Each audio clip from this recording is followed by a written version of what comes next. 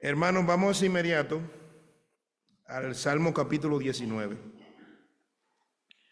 Yo traje básicamente dos enseñanzas. Hay una que va dirigida, directamente al tema de la resurrección de Cristo. Y hay otra que hablaba acerca de la autoridad de las Escrituras. Y, como les digo, hermanos, parecieran dos temas diferentes, pero a la vez son el mismo, porque hablar de Cristo, el verbo de Dios, es hablar de la palabra de Dios, que es el testimonio fiel, que testifica acerca de Cristo. Y nosotros hicimos un ajuste, ¿verdad? Y hemos estado hablando de ambos temas, pero quisiera que fuéramos al Salmo 19. Salmo 19. Y vamos a leer desde su primer versículo hasta el versículo 11.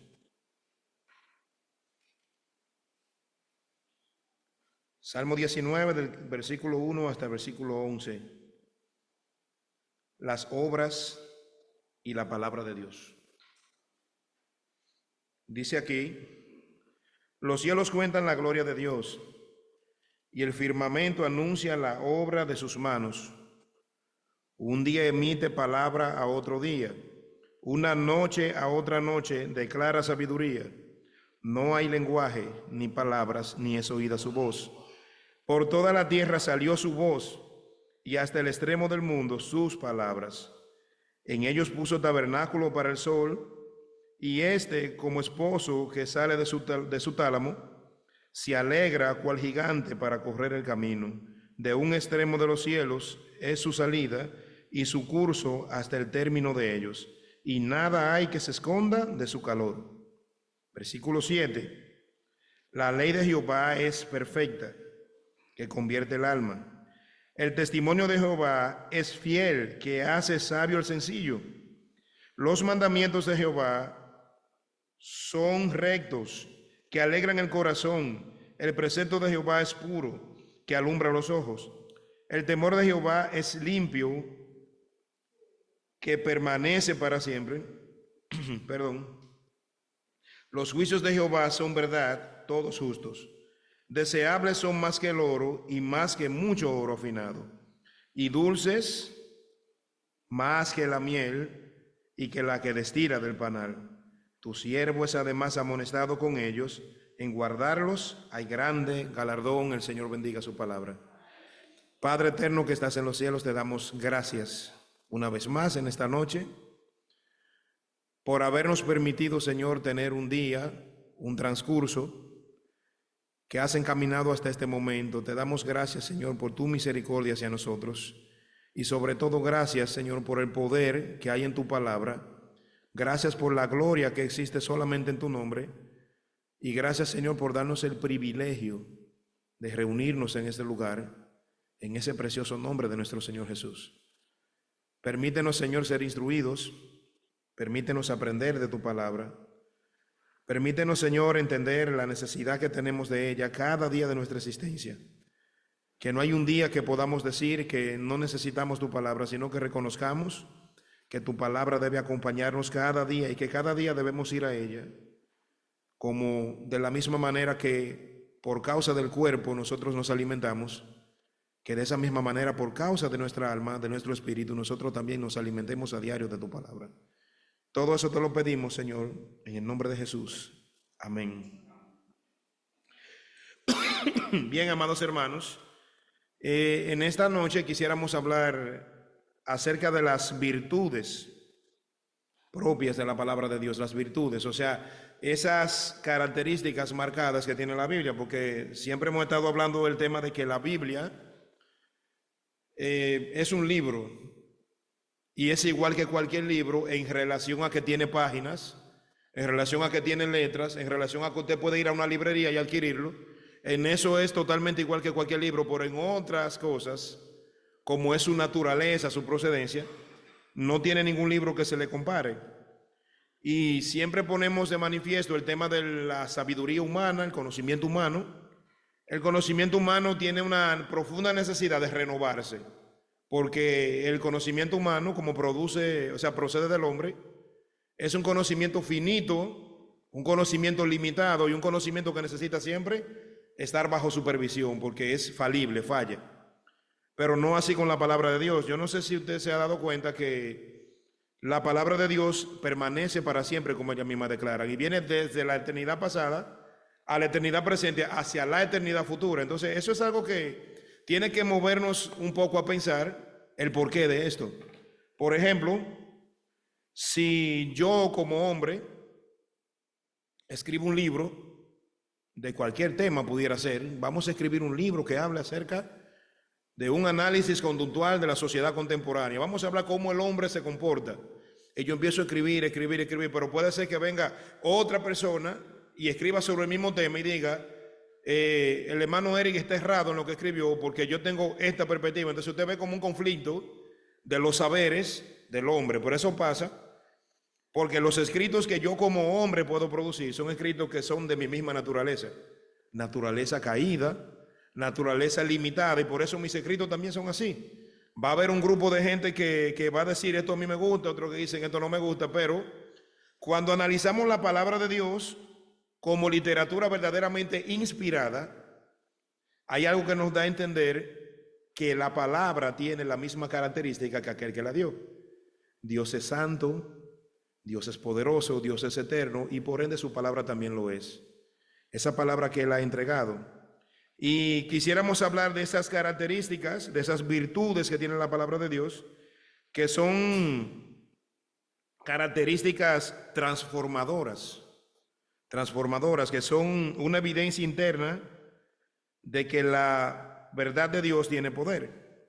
Ahora bien, cuando nosotros oímos la palabra enseñanza, cuando oímos la palabra decreto, cuando oímos la palabra mandamiento, eso es como que un poco pesado. Como que a veces, miren, le voy a dar un decreto, le voy a dar una enseñanza, le voy a dar un mandamiento, eso es como que algo pesado, como que dicen, ay, eso parece que algo como que viene en cierta manera a sancionar, eso parece que en cierta manera viene como a generar prohibiciones, eso es lo que pensamos. Pero es probable que no estamos considerando la palabra de Dios en la justa medida. Por ejemplo, cuando nosotros analizamos este escrito del Salmo 19, vamos a ver lo contrario.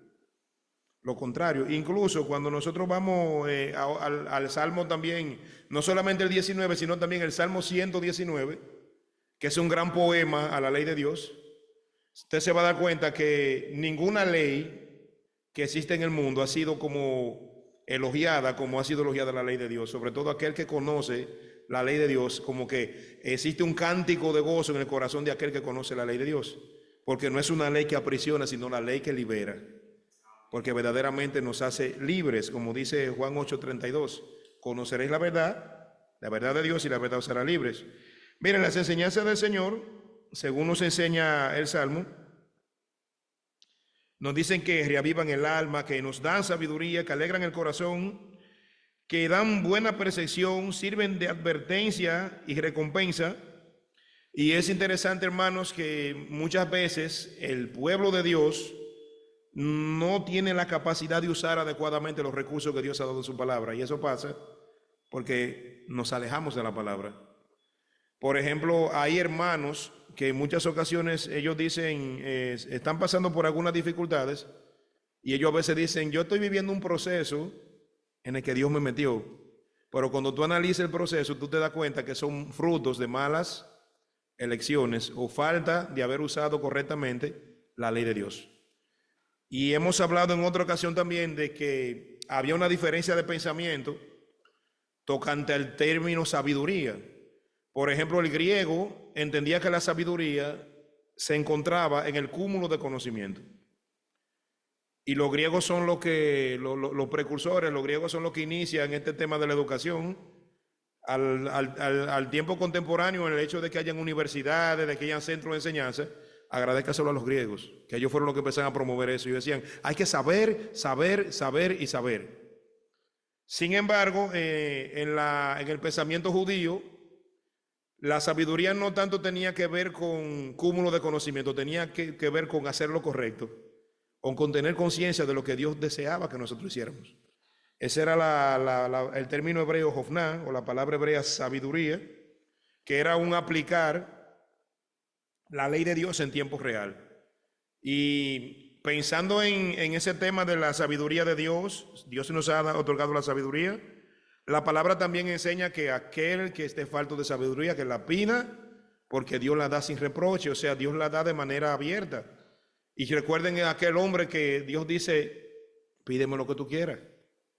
Y él dice, dame un corazón entendido para lidiar con este pueblo. O sea, ayuda, dame sabiduría porque es lo que finalmente me va a hacer falta. Y si usted se da cuenta, la sabiduría es la que sostiene aún la riqueza material. La sabiduría. La sabiduría es todo. Entonces la sabiduría de Dios es todo. Nos habla acerca de que la ley de Dios es comparable a la luz. A la luz. Y es una guía para nuestro camino. No son cadenas que nos esclavizan. O sea, si usted se da cuenta, hay leyes que esclavizan, ¿verdad? Por ejemplo, los sistemas legalistas que nosotros vemos hoy en día, que hay iglesias, asambleas, que se constituyen del legalismo, de la imposición de leyes, de la imposición de normas, y dejan a la persona sin conocer la verdad de Cristo. No se predica el evangelio, no se habla verdaderamente de lo que se debe de hablar, y sin embargo se crea todo un sistema de cosas que tienen las personas prisioneras, y es algo muy paradójico que esté pasando. Entonces, vamos directamente, obviando ya la parte introductoria. La parte introductoria habla de la grandeza de Dios. De la grandeza de Dios. Incluso dice, un día emite palabra otro día, y dice, no hay lenguaje, sin embargo por toda la tierra se oyó su voz. Eso es una paradoja, porque no está diciendo que textualmente el día emite un comunicado real a la noche y la noche al día. Lo que está diciendo es que las obras de Dios en la naturaleza son tan evidentes que es como más que si hablaran. Está claro, está puesto por evidencia. Pablo lo enseña también a los romanos cuando comienza su discurso, hablando acerca de cómo los hombres negaron al Dios de los cielos, aún viendo que el cielo existe y que funciona. Que hoy en día tenemos personas que prefieren creer una necedad y abiertamente negar al Dios que se ha mostrado de manera tan evidente. Y sigue hablando de la grandeza, pero entonces va directamente, pasa de la revelación general. Esta revelación general es algo que está evidente para todos los hombres. Aquel que nunca ha escuchado el evangelio, a través de la naturaleza puede darse cuenta que hay un Dios soberano y poderoso. Pero luego pasa a la revelación especial, cómo Dios de manera especial se ha revelado en su palabra.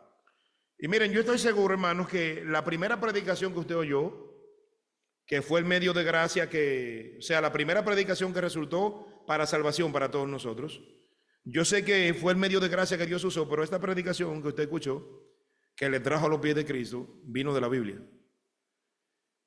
Y después que uno conoce el mensaje de salvación, que Dios tiene gracia con nosotros, que nos salva, aun siendo nosotros inmerecedores, nos otorga los bienes de Cristo, hay un llamado a que regresemos a la fuente para seguir creciendo en gracia y sabiduría. Y hablamos de eso en una ocasión, hablamos de que mi conversión es un evento único que pasa una vez, pero mi santificación, que tanto crezco conforme a lo que Dios demanda, es un proceso que dura toda la vida. Mientras vida tenemos, estamos aprendiendo de la palabra, y olvídese que nos vamos a ir a la presencia del Señor y la palabra va a seguir sosteniendo a su pueblo. O sea, pueden faltar muchas cosas, pero donde faltó la palabra hay problema porque se fue la luz de Dios. Entonces la palabra de Dios debe estar siempre presente. Yendo directamente a la revelación especial que hay aquí, que habla de las características de la palabra de Dios. Versículo 7 dice, la ley de Jehová es perfecta, que convierte el alma.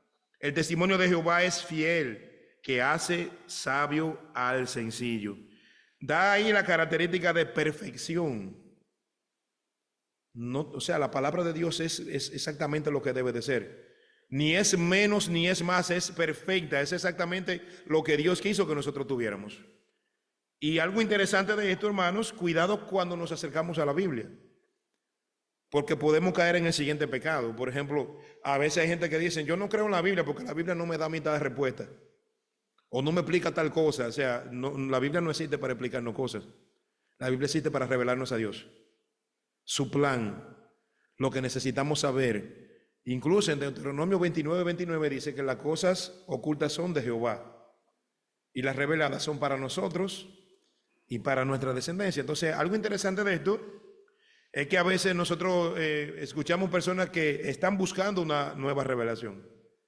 Ellos dicen, yo ando buscando una revelación porque el Señor me habló y el Señor te va a hablar y comienzan por aquí, pero yo no creo que las personas que andan buscando una nueva revelación han entendido que la palabra de Dios es perfecta. Y que luego el libro de Hebreos aclara de que Dios habló a nuestros padres por los profetas y en este último tiempo nos habló a través del Hijo, a quien constituyó heredero de todo. O sea, el último gran mensaje, la última gran profecía fue otorgada por el gran profeta y profeta de profetas, Jesucristo. Y no rebajando a Cristo solamente a la condición de profeta, sino que Él es profeta, rey y sacerdote. Él cumple el todo de lo que Israel debió ser. Por eso es interesante pensar en esto. Es perfecta.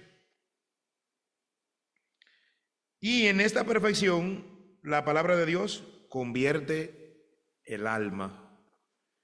Justamente hoy, yo vi un post que me mandaron, una imagen que me mandaron del pastor Miguel Núñez, en donde él decía que estudiando la palabra, preparándose para una conferencia, él dice que él vuelve a ver la verdad de que si nosotros conocemos a Cristo, nuestra vida, incluyendo nuestro pensamiento, nuestro estilo de vida y nuestra moralidad debe cambiar. Porque él dice, si no cambia, no has conocido a Cristo, o al menos no conoce a Cristo como él desea que tú lo conozcas. Eso era lo que él decía. O sea, en resumidas cuentas, yo no puedo decir que yo conozco a Cristo si yo sigo viviendo en las mismas aguas que yo estaba.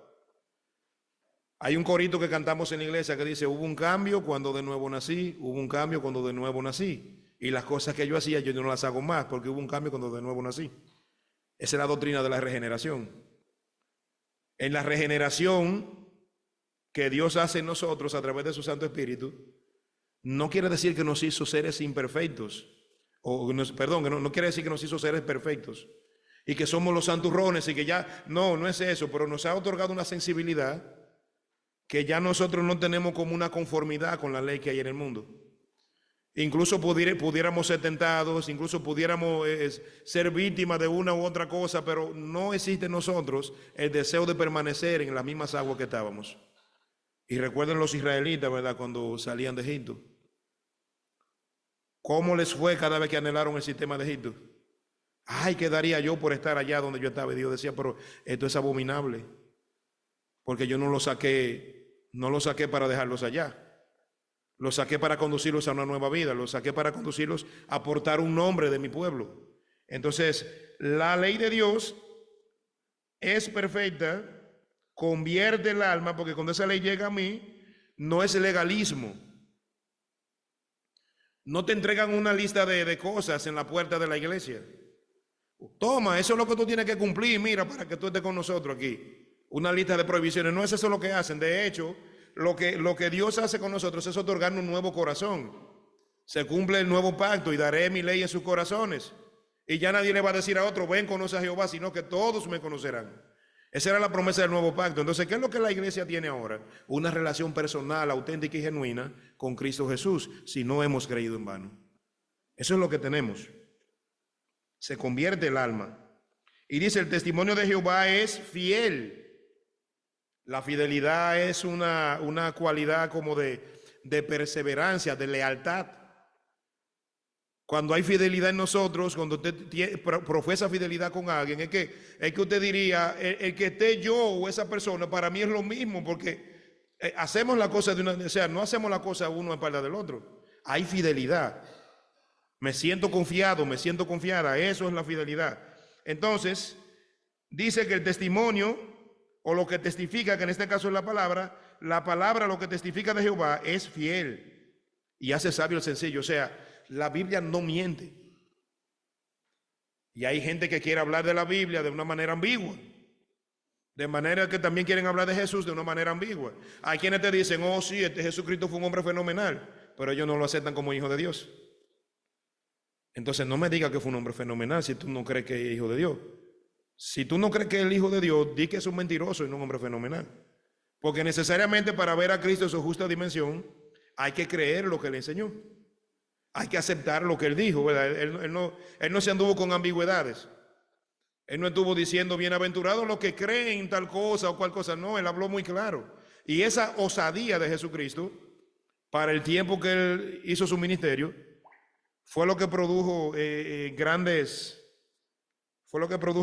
cosas, grandes altercados entre la gente que no quería aceptarlo. Si usted se da cuenta, la palabra abre con una frase muy curiosa. Si usted se va a Génesis capítulo 1, versículo 1, en el principio creó Dios los cielos y la tierra. No te está explicando quién es Dios. No te está diciendo, bueno, mira, de acuerdo a lo que Moisés razonó, él se dio cuenta. No, es una declaración contundente. En el principio creó Dios los cielos y la tierra. Pero Dios puede hacer eso. ¿Por qué Dios puede hacer eso? Porque Él no necesita presentarse. Él no necesita introducirse. Eso es como que yo llegue a mi casa y que yo le diga a mis hijas, mira, en el principio fui yo que te engendré. Ellas lo saben, porque son mis hijas. Ellas dicen, ese es mi papá, este es mi mamá. Entonces se supone que en el hombre debe estar esa capacidad, pero no está a causa del pecado. Pero Dios se revela en su palabra y nos hace entender esa contundencia, hermano. Esa contundencia. Y ese es el testimonio que habla de Jehová, que es fiel. La Biblia no miente. Es una declaración osada, y es bueno que usted sepa que por nosotros creer en lo que creemos, también somos gente osada. Nos toca decir las cosas como son, ¿verdad? Incluso Pablo le dice a Timoteo, Timoteo, tú tienes que predicar de vez en cuando. Eso fue lo que le dijo. A tiempo y fuera de tiempo. Lo que eso significa es, Timoteo, tú tienes que predicar cuando tú entiendas que es conveniente y cuando también no lo sea. En todo tiempo y en todo momento. Tú tienes que predicar adentro del templo, dentro de la sinagoga, dentro de la iglesia. Tú tienes que predicar, pero también tienes que predicar cuando estés afuera. Yo no dejo el evangelio, no debemos dejar el evangelio enganchado en un clavo e irnos al trabajo. Yo soy cristiano en la iglesia, pero en el trabajo no. No.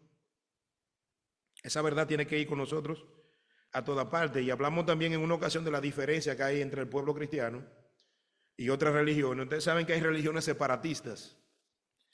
Esas órdenes monásticas que le dicen a esta persona, el éxito espiritual está en apartarse del mundo. Tú te vas a una montaña, a un monasterio, y ahí es donde tú no tienes contacto con el mundo y tú no te contaminas. No, el Señor dijo, ustedes tienen que estar en el mundo que yo hice, en todos los lugares, pero portando mi estandarte, porque ustedes son la luz en las tinieblas, ustedes son la sal del mundo. Y no hay manera de que las cosas estén bien. Incluso, miren, es interesante cuando nosotros vemos el mundo, cómo va el mundo, el flujo que lleva el mundo, el rumbo que lleva. El Señor sigue sentado en su trono. O sea, que no nos preocupe ver que la tierra no es el jardín del Edén. Que la tierra, que no se ha cumplido la profecía que dice que la tierra será llena de la gloria de Dios. Eso no se ha cumplido, eso se va a cumplir. Pero es interesante que nosotros no nos desanimemos como creyentes, porque el Señor no está esperando, o sea, un pueblo numeroso, un pueblo gigante. El Señor está esperando una pequeña manada de fieles. Eso es lo que le está esperando. Entonces, si mi convicción no es suficientemente fuerte como para mantenerme ligado a mi pequeño grupo, yo debo revisar entonces cuáles son los estándares de la fe que yo estoy profesando. Entonces, convierte el alma, es fiel, es verdad, y hace sabio al sencillo. A veces dice, da sabiduría al que no tiene ninguna. El sencillo o el simple es uno que desconoce. Y yo tengo que testificarle, hermanos,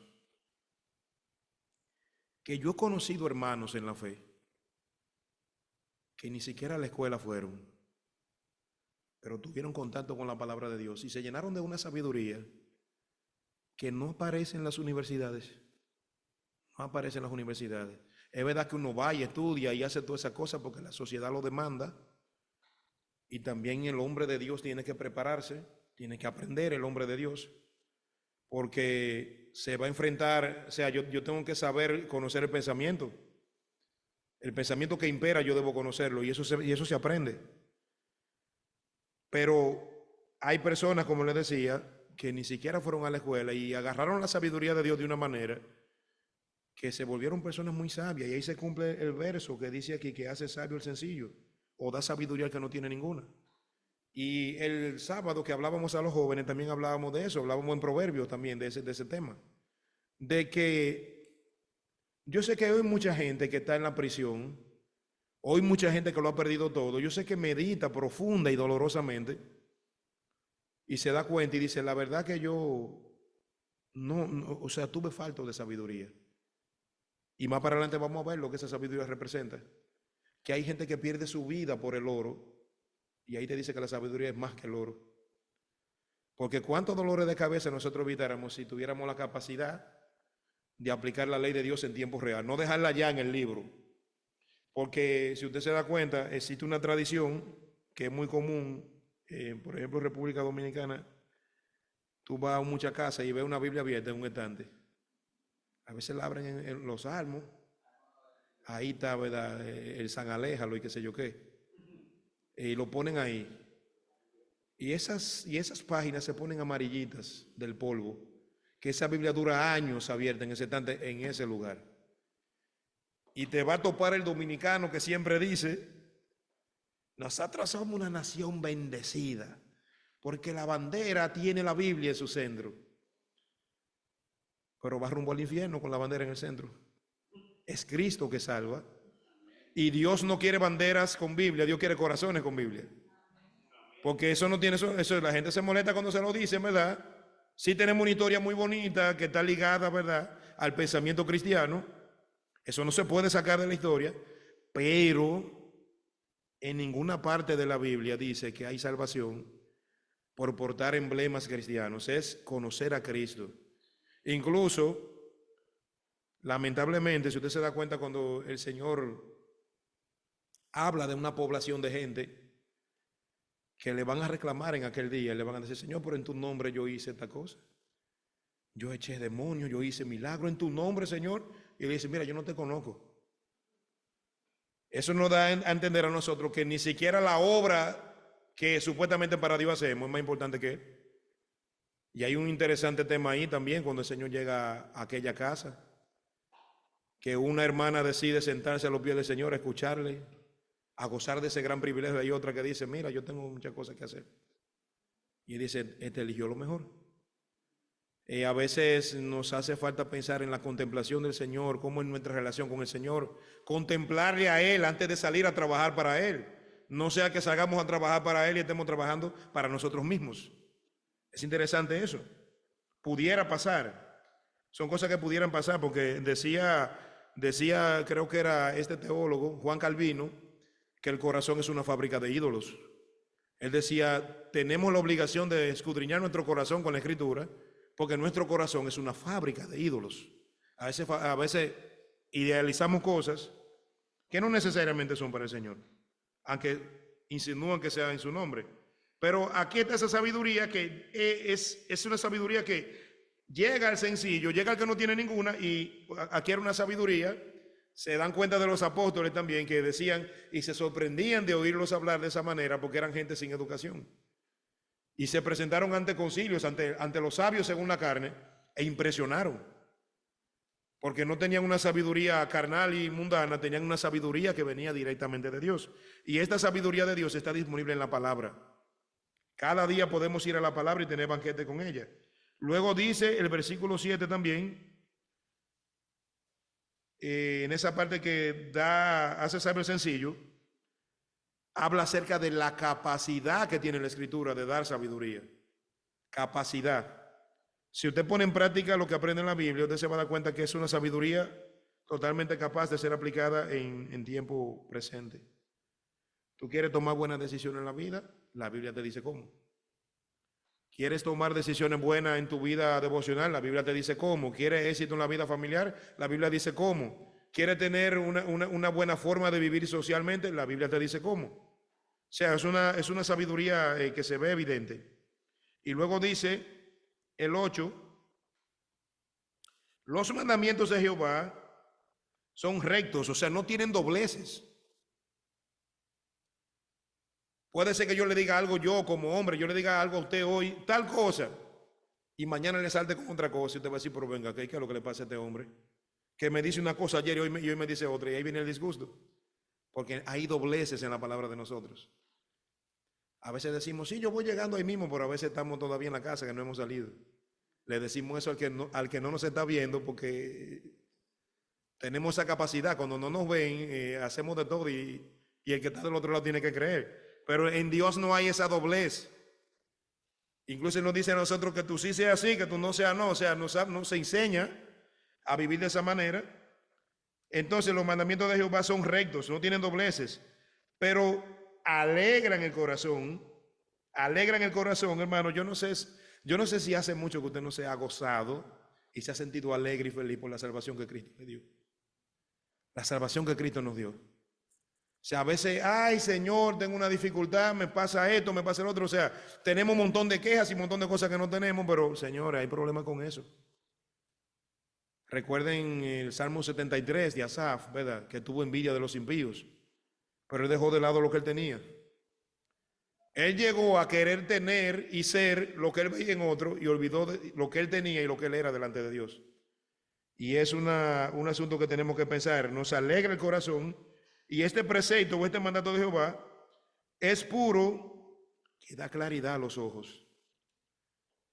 Mire, cuando usted mira el mundo, este mundo en el que vivimos, que lo hizo Dios, aunque está regido por el principio del pecado en este momento que estamos viviendo, eso tiene un tiempo límite, eso va a terminar, pero cuando nosotros vemos el mundo a la luz de la palabra, usted está entendiendo, hermano, si usted cree en el Señor, si usted cree en lo que la Biblia enseña, usted está entendiendo cómo el mundo va y qué es lo que sucede con el mundo.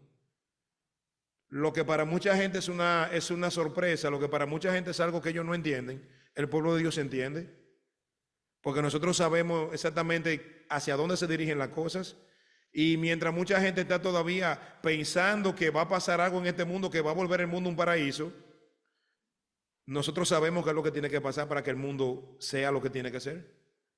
Nosotros sabemos qué pasó con el mundo, por qué va como va. Sabemos quién es el restaurador del mundo y sabemos quién es ese que va verdaderamente a poner todas las cosas en orden.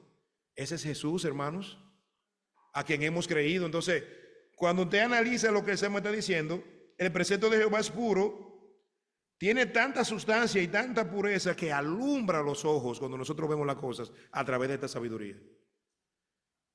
A veces uno ve gente que hace cosas y uno dice, pero ¿y cómo puede ser posible? Es que, miren, señores, el que es presa del diablo da para todo. Yo conozco parejas, aún hermanos en la fe, que no tienen hijos, porque tienen problemas para procrear. El Señor sabe por qué, ¿verdad?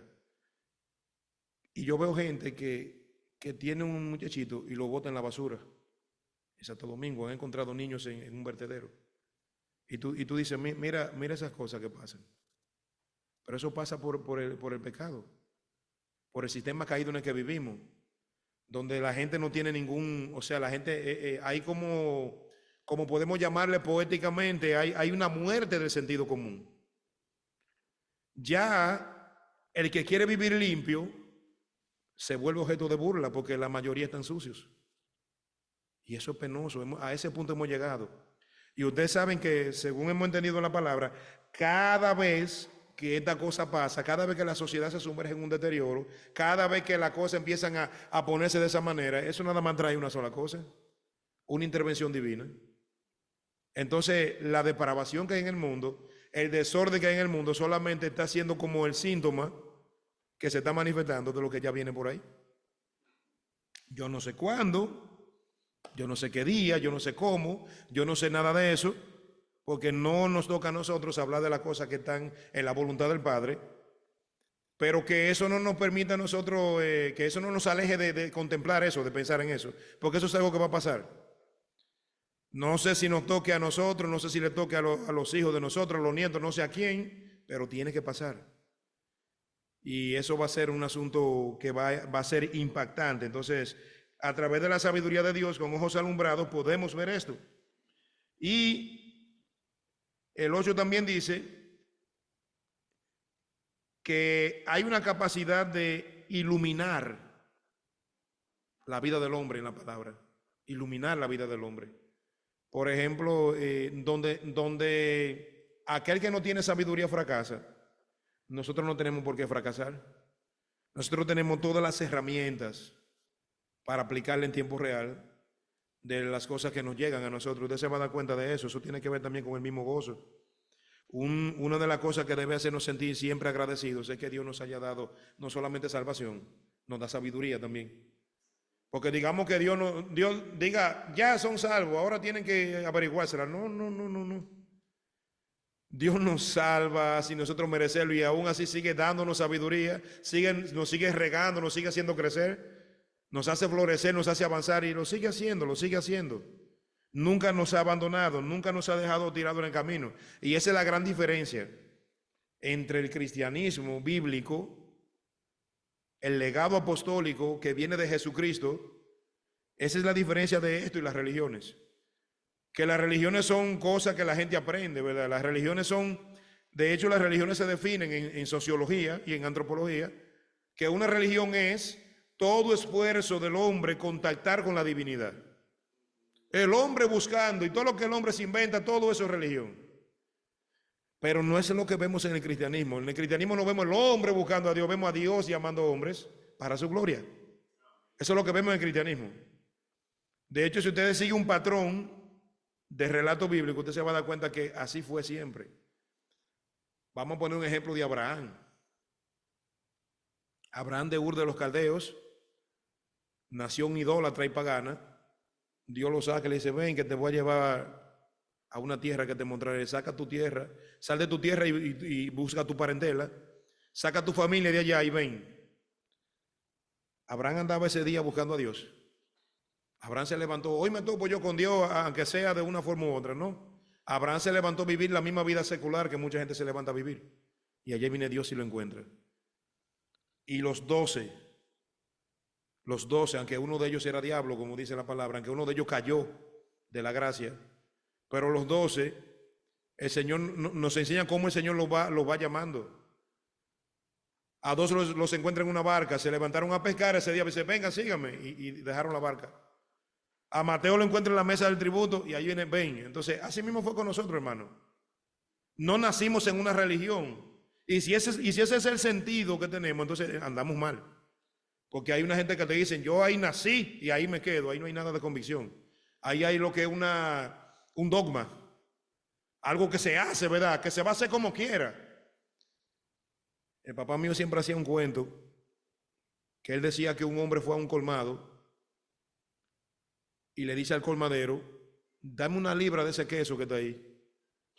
Y cuando el hombre mira, dice, eso no es queso, eso es jabón. Y el hombre decía, eso es queso, páseme, écheme queso para acá. Y le dice, señor, que eso no es queso, eso es jabón.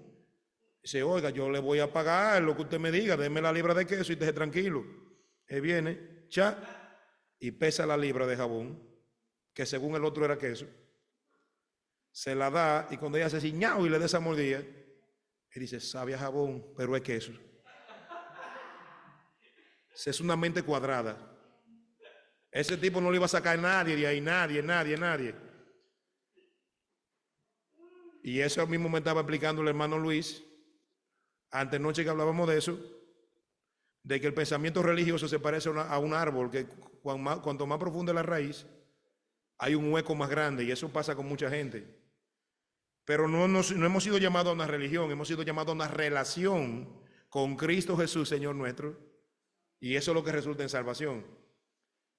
La gente siempre nos va a decir, nos va a enfrentar. Y ellos dicen, no, yo también tengo lo mío, no te preocupes. Ay, sí, eso es muy bueno que tú buscas a Dios. Yo también lo busco a mi manera, pero no. No es buscar a Dios a su manera. Es que hay que ir a la palabra de Dios y ver lo que Dios está diciendo en su palabra. Sin torceduras, sin vicios. Lo que Dios ha dicho, porque es que entonces a veces le queremos poner una muletilla a lo que Dios dijo, ¿verdad? Usar hasta una frase bíblica para que rime con un pensamiento que yo tengo ya preconcebido. No. Palabra, que tiene capacidad de iluminar.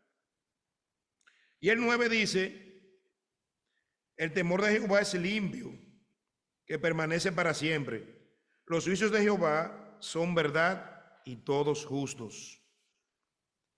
O sea, estos preceptos y el temor que se le profesa a ellos es limpio, que permanece para siempre. Vamos a decir que nosotros le ponemos toda nuestra confianza a una persona. Yo tengo un amigo que tiene influencia, dicen la gente, o yo soy de tal grupo, y yo tengo toda mi confianza en ese grupo, pero ese grupo no va a permanecer para siempre. A veces cuando nosotros dependemos de esas cosas, o siempre que permanecemos en esas cosas, dependemos quizás del sustento, de la ayuda que tal o cual persona nos da, eso es hasta que esa persona esté. Por eso es que la salvación es eterna, porque depende de Dios. O sea, no es un asunto de que nos dice, mira, la promesa de Dios tuvieron validez por una época o para alguna gente. No, es que estas promesas son eternas.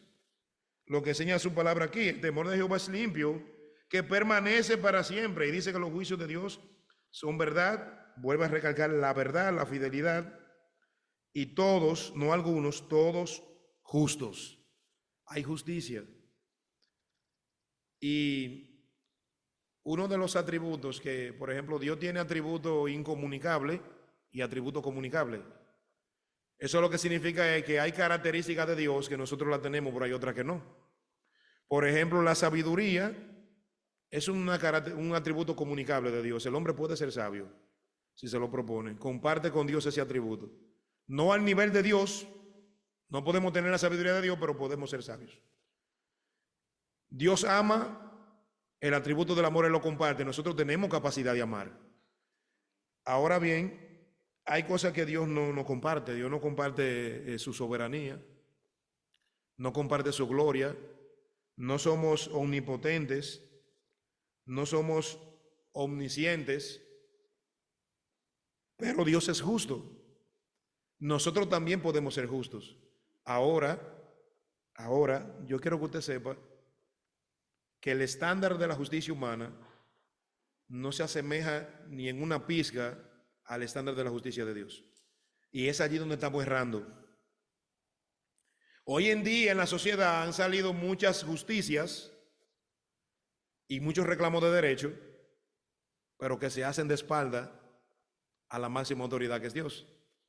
Y eso nos está metiendo en un problema, porque a la hora que el hombre quiere colocar su propia justicia y abandonar la justicia de Dios, la justicia del hombre se vuelve en trapo de inmundicia delante del Dios soberano.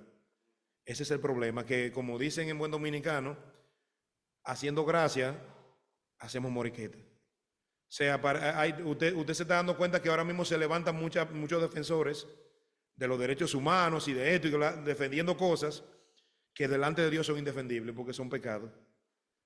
Entonces eso se está convirtiendo en un gran problema, pero que no nos tome por sorpresa. O sea, lo que la iglesia tiene que hacer es tener un cimiento tan fuerte o un arraigo tan fuerte en la palabra de Dios que esa cosa no nos tambaleen, porque entonces el hermano que tiene poco entendimiento de la palabra, cuando se enfrenta a alguna cosa, entra en un pensamiento condicional.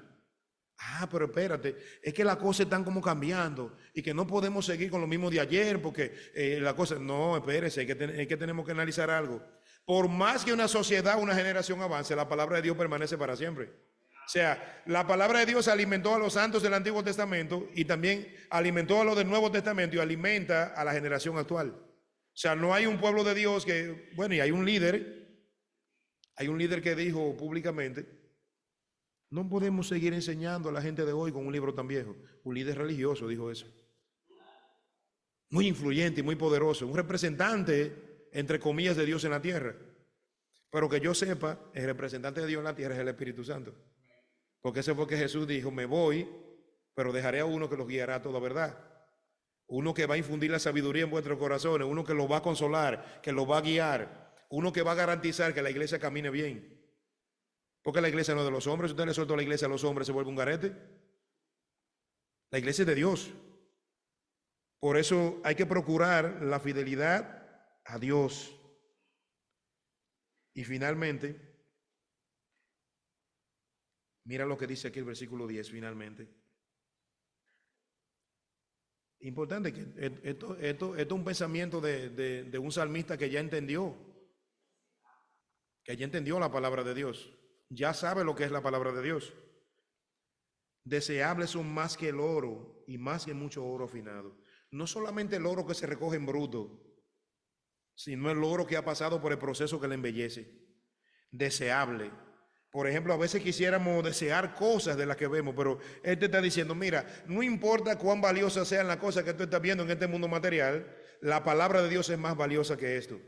Y en un momento anterior le había dicho que aún el sustento de la riqueza material que nosotros vemos en esta tierra solamente se puede hacer de manera sensata cuando hay sabiduría. Hay gente no sabia que ostenta mucho poder, pero a veces viene de situaciones malavidas, de cosas inadecuadas, dinero sucio, dinero de violencia. Pero las cosas de Dios son diferentes. Deseable más que el oro y más que mucho oro afinado. Y en Proverbios nos habla de que son como collares en el cuello, collares de gracia, ¿verdad? Usted ve un collar muy bonito, muy costoso, dice que es más precioso que eso. Llevar la sabiduría de Dios. Y luego dice, y dulces más que la miel y que la que destila del panal. Ustedes saben que la miel, oigan hermano, a veces usted va y compra una botellita de miel y está aguadita como esa agua así, porque la adulteraron. Le echan a veces, la ligan, le echan más azúcar, le echan más cosas y hacen un brebaje ahí que ya no es puro, pero la que destila del panal es la que está allá del producto neto, puro. Sale de la cerdilla del panal de la abeja al consumo. Entonces, está diciendo, dulce más que la miel, pero no esa miel adulterada que anda por ahí, sino que la que destila del panal, un producto totalmente puro y acabado. Así de pura es la palabra de Dios. Entonces, hermanos, en esta noche, miren, lo que queremos recalcar es algo interesante. Ya vimos que la palabra de Dios es perfecta, fiel, recta, pura, con capacidad de convertir el alma, capaz de iluminar, es verdad y es justa. Pero ahora hay una cosa que tenemos que reconocer delante de todo eso, y es nuestra necesidad de ir a esa palabra día tras día. No fue que yo leí ayer, no fue que ya yo vi el libro que me gusta, no. Día tras día ese debe ser nuestro sustento, la palabra de Dios. Así que el Señor le bendiga mucho en esta noche y ojalá que nos volvamos a ver. Si no será aquí, pues será en la patria, como dicen algunos hermanos. Así que vamos a orar. Padre eterno y Dios del cielo, te damos gracias una vez más por tu amor, tu bendición, tu misericordia, la gracia que has puesto en nosotros, nuestra salvación, que es solamente posible por la victoria y la resurrección de Cristo. Mira, Señor, que esta noche hemos hablado de tu palabra, hemos contemplado tu escritura. Bendícenos con ella, Señor. Quita de nosotros, Señor, tantas preocupaciones por aquello que deseamos y no tenemos, tantas cosas que llegan a nuestra mente que parecieran disgustarnos, y ayúdanos, Señor, a meditar en la bondad de tu palabra, meditar en la bendición de tener ese recurso de tu sabiduría que podemos vivir, podemos aplicar en tiempo real y podemos ser verdaderamente bendecidos de seguirla y obedecerla. Y sobre todo, Señor, que sea tu Santo Espíritu llegando a nuestra vida y haciéndonos reconocer nuestra profunda necesidad de contemplar tu palabra y de entender el mundo en el que vivimos a través de los lentes de tu palabra. Todo eso te lo pedimos en el nombre de Jesús. Amén. El Señor le bendiga, hermanos.